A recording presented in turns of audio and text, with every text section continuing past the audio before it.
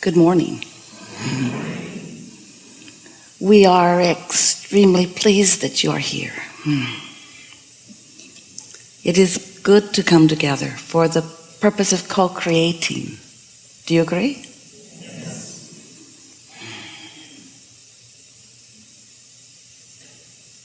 You are knowing what you are wanting? We can feel that from you. We're eager to get right to that. Have you been listening to us for a while? So you know everything we know? You may very well. Did you have to go to school to learn about gravity? Or did it just have its way with you? So law of attraction is having its way with you. How's it working out? Pretty good. Pretty obvious, isn't it? You get what you think about. Do you know that you get what you think about? And so, since you know that, does that help you think more purposefully? Not so much.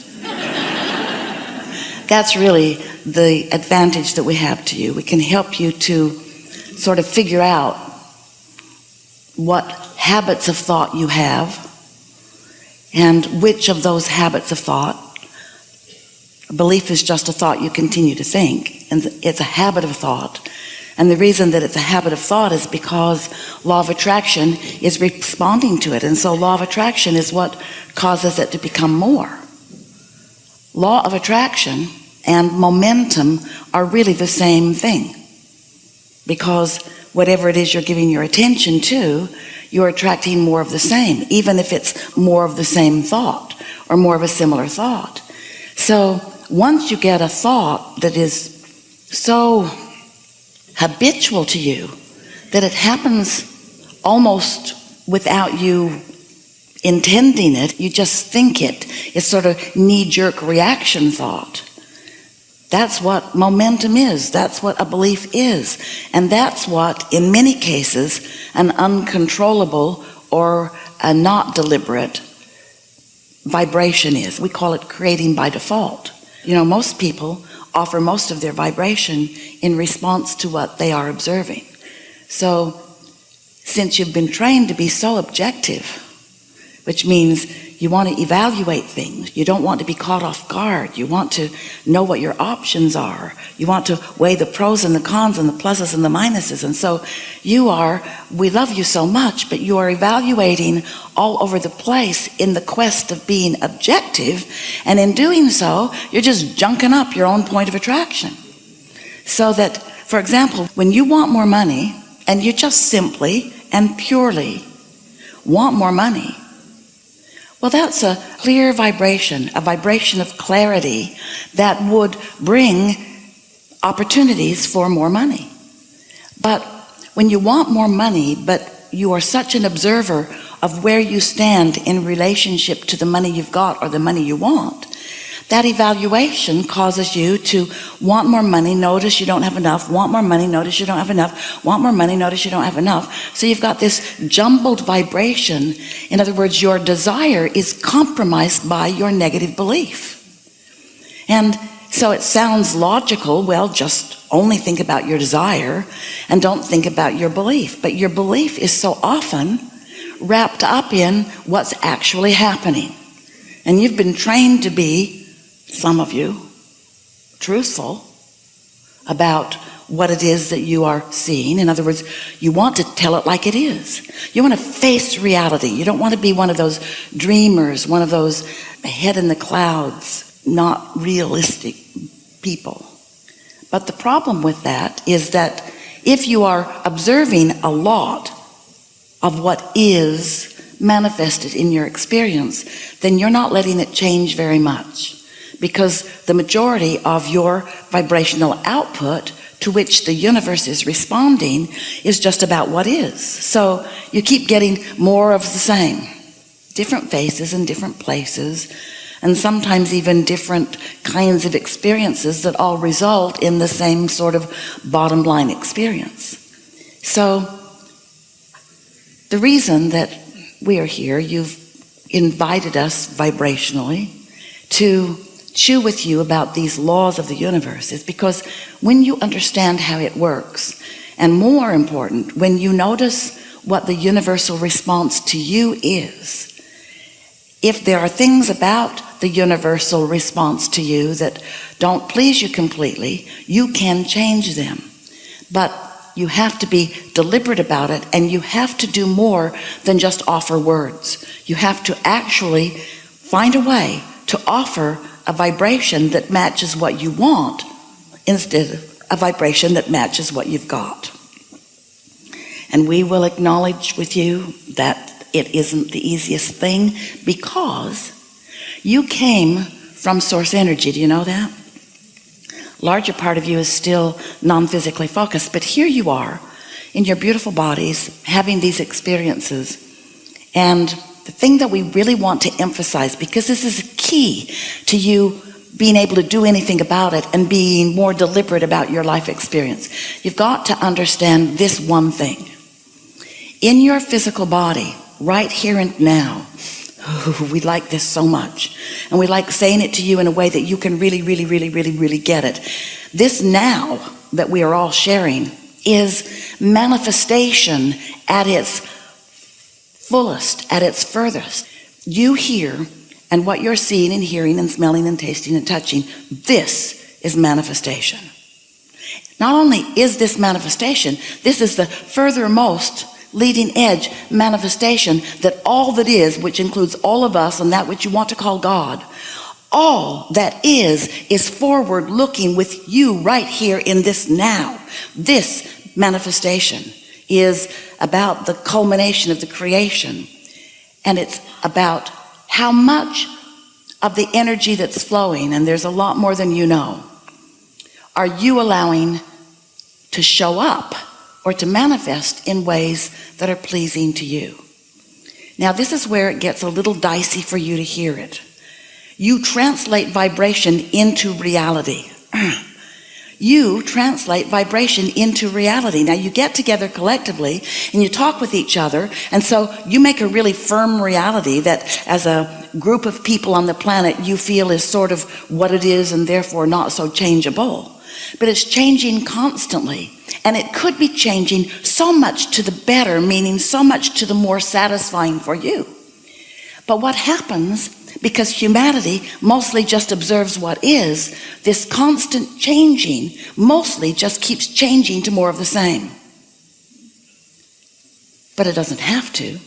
It could change to more people being happy. It could change to more people being in vibrant health. It could change to more people feeling utter clarity. It could change to more peace and happiness and harmony on the planet. It could change to all of this. But it can't change to that when so many people are focused in opposition to that. Because what's reflected in this manifestation is about what humans are outputting. You see how it works? You put it out, it comes back to you. You put it out, it comes back to you. What you put out is what comes back to you. Law of attraction is so consistent, and that's what makes it your best friend. Because it never tricks you, it never gets squirrely, it's never inconsistent. Esther has found words that describe what we mean. Vibrational integrity means the truth of vibration.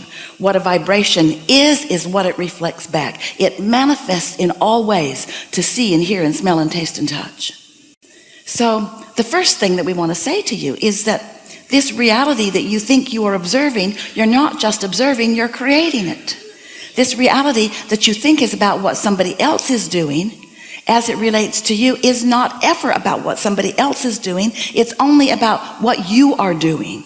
And so what it really comes down to, and the reason that you have summoned us through your desire, is because it is just not fun to be physically focused and to be creating your reality by default. It's not fun.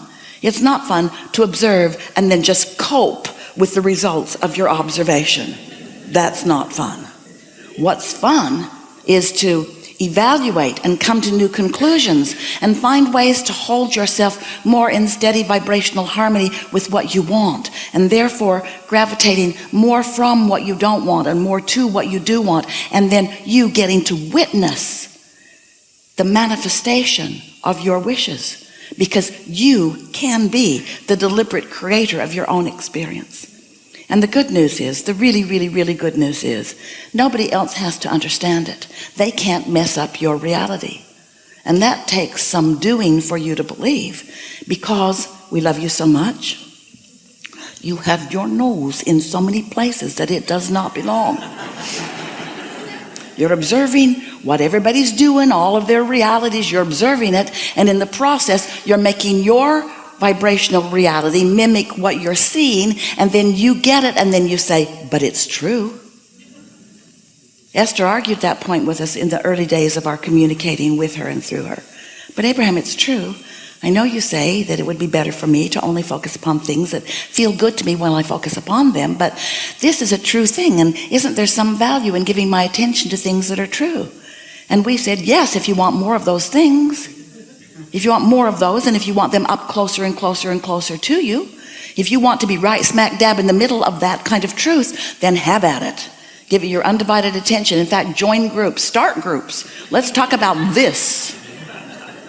Because if you talk about it, if you get it going in your vibration, then you become this magnetic point of attraction where more of that evidence comes to you. Not as evidence of truth among all things, but as evidence of your vibrational habits or of your beliefs. So it is our knowing that you have come to this gathering intending to be more of a deliberate creator, wanting to get a handle, and most of all, it is our knowing that you are attending here with us, co-creating here with us, because you want to be the joyous, deliberate creator that you came into your physical experience to be. It's no fun to observe and cope. It's so much more fun to live something which causes an awareness within you, which causes a clarity of desire to form within you, and then to use the power of your deliberateness and intentionality to focus more upon what you desire until you're really good at holding that vibration, and then to witness the turning of those vibrations into things that are up close and personal to you. That's what you came for. And that's what we came to remind you about and to maybe help you with a little bit. So there's nothing serious going on here, and we don't just mean here in this room. We mean here. We mean here. We are all eternal beings. Your eternity is certain, it is assured, and it is inevitable. And your expansion is inevitable. You knew that when you decided to take your position in this personality, in this leading edge time and space, in order to observe and come to important and new personal decisions about what would be better. This is what the evolution of all species is about. And so as an eternal being, you said, contrast will help me choose. And once contrast has sufficiently helped me to decide what would be better, I will give my, as best as I can, undivided attention to the new decision, and all that is will fill in around it. Which leads us to really what we want to be the takeaway for you of this gathering. Thoughts turning to things, vibrations turning to thoughts, thoughts turning to things, things being your life experience. We want to help you to focus upon this manifestation, which is now. This could take a while. Now. Now, your perception in the now is your reality.